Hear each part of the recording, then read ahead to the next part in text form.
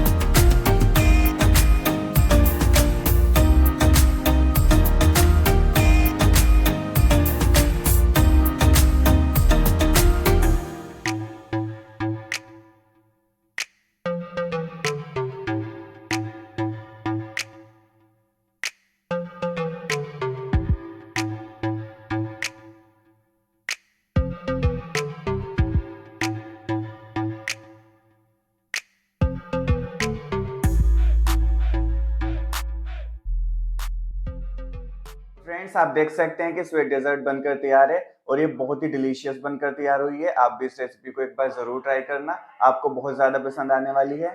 तो गाइज आपको ये वीडियो कैसी लगी कमेंट करके जरूर बताना। वीडियो अच्छी लगे तो वीडियो को लाइक करना, चैनल को सब्सक्राइब करना और साथ ही बेल आइकॉन को भी दबा देना ताकि आने वाली वीडियो की अपडेट आपको सबसे पहले मिले। Thank you.